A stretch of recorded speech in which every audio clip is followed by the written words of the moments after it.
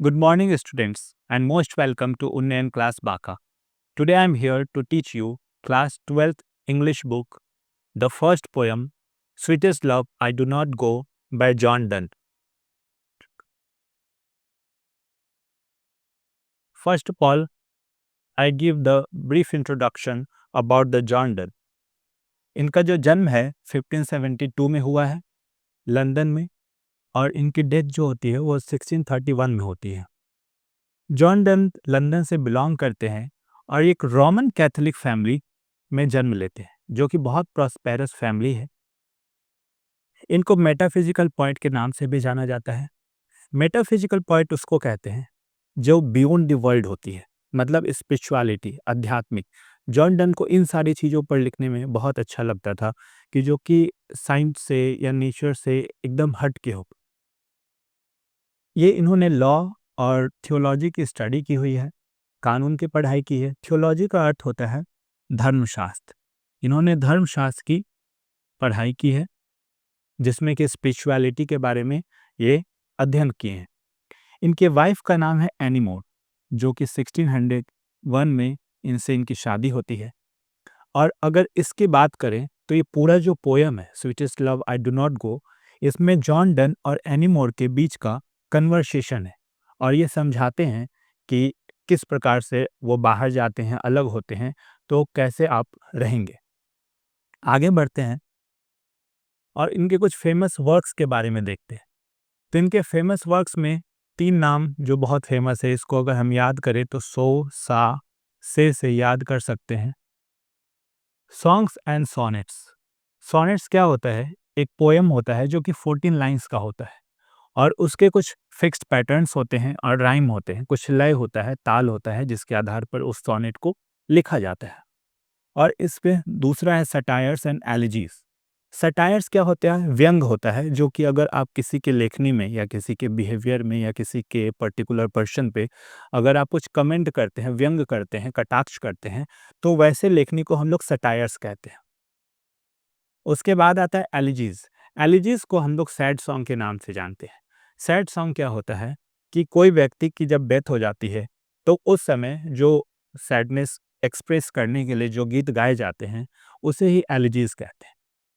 तीसरा है sermons. Sermons जो उपदेश होता है, ये आगे चल के जॉन डन क्या करते हैं कि प्रीचिंग करते हैं, उपदेश देते हैं, तो उसी में सरमन्स का भी इन्होंने बहुत प्रयोग किया हुआ है। इस पूरे पोयम में हम देखेंगे कि ये 1633 में ये पोयम लिखा गया था, तो उस समय ओल्ड इंग्लिश बहुत ज़्यादा प्रचलन में था।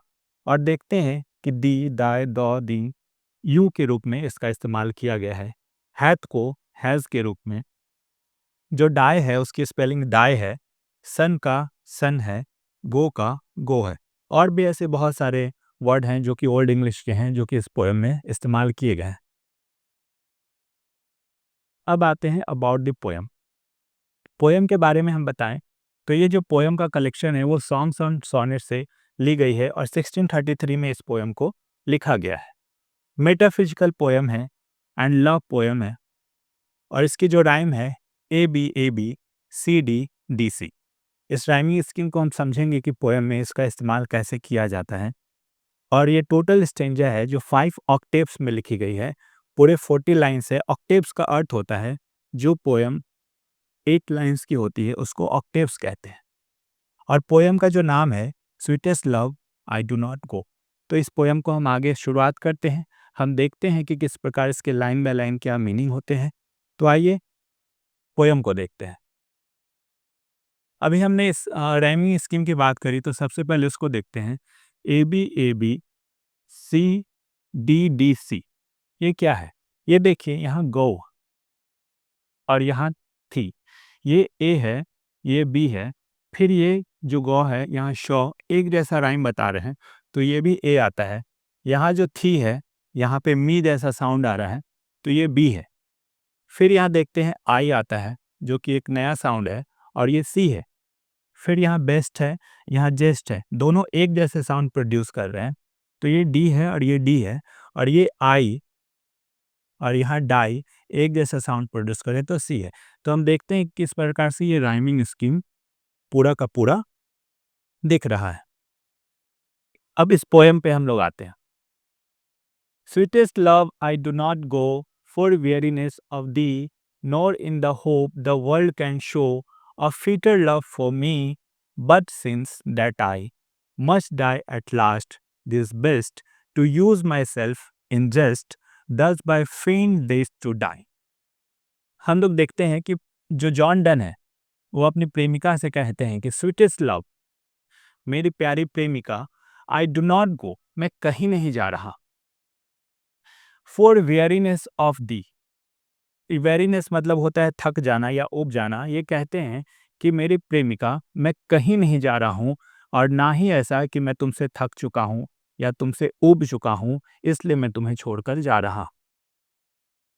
Nor in the hope the world can show a fitter love for me, और ना ही इस तलाश में कि ये दुनिया में मुझे तुमसे कोई बेहतर साथी मिलेगा। इसलिए तुम ये ऐसा बिल्कुल ना सोचो कि मैं तुमसे दूर जाने के बारे में सोच रहा हूँ। But since that I must die at last, but since that I must die at last, लेकिन ये मुझे मालूम है कि एक दिन तो मुझे मरना है, और एक दिन जब मुझे मरना है तो ये बेस्ट होगा, अच्छा होगा to use my self in jest, कि हम अपनी जो भी ज़िंदगी है उसको हंसी खुशी से जी, और दस बाय फेन देस टू डाई, और अभी जो हम तुमसे दूर हो रहे हैं तो तुम्हें जो थोड़ा सा दुख हो रहा है तो क्यों ना हम एक नाटक करें तुमसे दूर होने का, तुमसे अलग होने का, ताकि जब हम एक्चुअल में सही में तुमसे दूर हो जाएं तो तुम्हें उतना दुख ना हो जितना कि अभी हो रहा हो। तो यहाँ पूरे पोएम में, पूरे स्टेंजा में राइटर जो जॉन डन है वो पोएट बताना चाह रहे हैं कि मैं तुमसे कहीं दूर नहीं जा रहा हूँ और ना ही तुमसे दूर जाने के बारे में सोच रहा हूँ। बस मैं किसी अनजान यात्रा पे जाना चाहता हूँ, वहाँ से मैं वापस आऊँगा तुम्हारे पास, तब तक के लिए तुम खुश रहो। यहाँ दूसरा स्टेंजा आता है, yesternight the sun went hence. ये बताते हैं कि कल जो सूरज था वो डूब चुका, वो अस्त हो गया, and yet it is here today, और आज फिर से वापस आ चुका है। और इसके साथ कहते हैं ही हैथ यहाँ देखिए आया है हैज़ के जगह पे, he has no desire nor sense, उसकी ना तो कोई इच्छा है और ना ही उसके पास कोई समझ है, कोई मतलब है। कहते हैं कि इतना सूरज कल चला गया, आज फिर से वापस आ गया है बिना कोई प्रयोजन का, nor half so short away, और उसका रास्ता भी कोई छोटा सा नहीं है, लगभग अच्छा खासा रास्ता वो तय करके वापस आया है। देन फियर नॉट मी, लेकिन तुम मेरे लिए मत डरो, तुम बिल्कुल मत डरो और मेरे पे विश्वास करो कि आई शैल मेक स्पीडियर जर्नीज, कि मैं जो है उस सन से भी बहुत तेजी से यात्रा को तय करूंगा, since I take more wings and spurs than he, क्योंकि ही ये सूरज के लिए इस्तेमाल किया गया है कि उसके कंपैरिजन में, उसके तुलना में मेरे पास ज़्यादा विंग्स है, ज़्यादा पंख हैं, और स्पर्श मतलब उमंग है, कोई मतलब है वापस आने का। अगर हम पूरे स्टेंजा का मतलब देखें तो सूरज के पास वापस आने का कोई मतलब नहीं है, कोई प्रयोजन नहीं है, फिर भी वो वापस आ जाता है। तो मेरे पास तो तुम हो, तो हम तुम्हारे लिए जो यात्रा में जा रहे हैं, तुम्हारे लिए मैं फिर से वापस आऊँगा, और वो भी बहुत तेज़ी से यात्रा पूरा करके आऊँगा। अगले स्टेंजा में बढ़ते हैं। O how feeble is man's power, ये कह रहे हैं कि फीबल मतलब होता है वीक, कमजोर, कि आज जो मनुष्य है उसकी जो शक्ति है कितना कमजोर हो चुकी है, व्यक्ति की जो शक्ति है बहुत कमजोर हो चुकी है। That if good Fortune fall, यदि उसके जीवन में अच्छा भाग्य आता है, अच्छा समय आता है, can not add another our, तो वो उसमें 1 घंटे को भी ऐड नहीं कर सकता है, और 1 घंटे क्या 1 पल को भी ऐड नहीं कर सकता है, और ना ही not a lost hour record, और ना ही जो पल अच्छे खुशी के पल हैं उसको वो वापस ला सकता है। साथ ही कहते हैं कि बट कम बैड चांस, लेकिन जैसे ही कोई बुरा समय आता है, and we join to eat our strength. तो हम लोग क्या करते हैं कि उसको पूरी अपनी शक्ति दे देते हैं। हम लोग पूरी उसको शक्ति दे देते हैं और उसको ज्वाइन कर जाते हैं। उस दुख को हम लोग पकड़ के बैठते हैं कि तुम हमसे दूर ना हो। And we teach it art and length, और उस दुख को बहुत लंबा कर देते हैं। जबकि ऐसा हमारे अच्छे पल के साथ नहीं हो पाता है। हम उसको लंबा नहीं कर सकते, उसमें 1 घंटे भी ऐड नहीं कर सकते हैं। लेकिन दुख के पल को हम पकड़ के बैठ जाते हैं और उसे बहुत लंबा कर देते हैं। Itself over us to advance, और हम उसके सामने घुटने टेक देते हैं कि तुम मेरे ऊपर हावी हो जाओ। तो इस स्टेंजा से राइटर पोएट अपनी प्रेमिका को यह समझाना चाहते हैं कि जो मैं अभी तुमसे दूर हो रहा हूँ, तुम इस दुख को पकड़ कर ना बैठो। मैं जब जाऊंगा तो बहुत जल्द वापस आऊंगा, और तुम इस दुख के पल को बहुत बड़ा मत बनाओ। नेक्स्ट है, When thou sighst not wind, but sighst my soul away।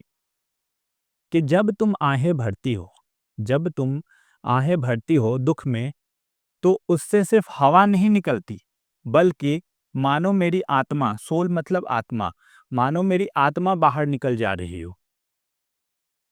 When thou weepest unkindly kind, my life's blood दूध दिखे। और जब तुम एकदम बेरुखी से बहुत ज्यादा रोती हो, बिलखती हो, चीखती हो, तो मानो मेरा जो खून है वो सर गया हो। जो खून है वो सर गया हो, और वो क्या हो रहा है, धीरे धीरे कम होता चला जा रहा है। मतलब कि तुम इस तरह से ना आहें भरो और ना ही इस तरह से अनकाइंडली काइंड मतलब बेरुखी तरीके से चीख पुकार करो और रो। It can not be that thou lovest me as दो सेस्ट, क्योंकि ऐसा नहीं हो सकता है कि तुम जैसा कहती हो, एज दो सेस्ट कि तुम जैसा कहती हो कि तुम मुझसे बहुत प्रेम करती हो, और ठीक वैसे तुम रो कर बिलख के मेरे दुख को बढ़ा रही हो। तो ये दोनों बात एक साथ नहीं हो सकता है।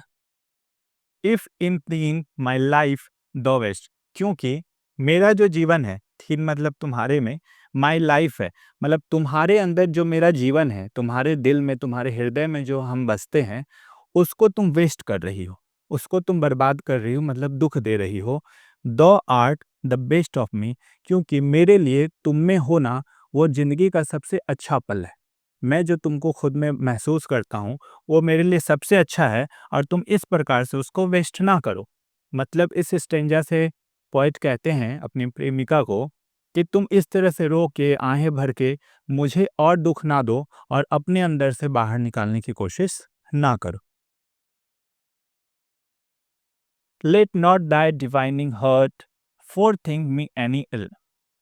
इस स्टेंजा से पोएट कहते हैं कि जो तुम्हारा हृदय है, जो तुम्हारा दिल है, वो बहुत पवित्र है,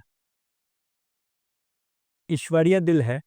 इस दिल में तुम मेरे लिए फोर थिंक मतलब सोचना, इस दिल में मेरे लिए तुम कुछ बुरा मत सोचो। इल मतलब बुरा। ऐसा ना सोचो कि हम कहीं चले जाएंगे तुम्हें छोड़कर, या फिर मेरी मृत्यु हो जाएगी, ऐसा कुछ भी मेरे बारे में गलत ना सोचो। डेस्टिनी में take thy part and may thy fears fulfil. हो सकता है डेस्टिनी, डेस्टिनी मतलब जो भाग्य है, वो क्या करे, हम लोगों को पार्ट कर दे, अलग कर दे, और हम ऐसा हो जाए कि जो तुम्हारा डर है वो फुलफिल हो जाए। जैसा तुम सोच रही हो कि हम तुमसे दूर चले जाएंगे या हमारी मृत्यु हो जाएगी तो हम अलग हो जाएंगे, तो वो वाकई में सच हो जाएगा। क्योंकि ऐसा राइटर का कहना है और मानना है कि जैसा हम सोचते हैं वैसा हमारे साथ होता है। Are but turn aside to sleep, they who one another keep alive never parted be. Writer कहते हैं कि जब भी तुम्हें मेरी याद आए तो तुम ऐसा सोच लो कि हम लोग एक ही बिस्तर पर सोए हैं, ठीक है, और हम लोग एक दूसरे से टर्न असाइड, एक दूसरे का जो बैक है वो हमारे सामने है, और करवट बदल कर सोए हैं। इससे तुम्हें पास होने का आभास होगा।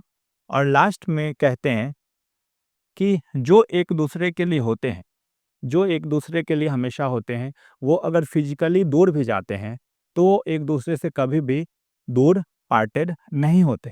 वो हमेशा एक दूसरे से प्रेम करते हैं और एक दूसरे के साथ रहते हैं।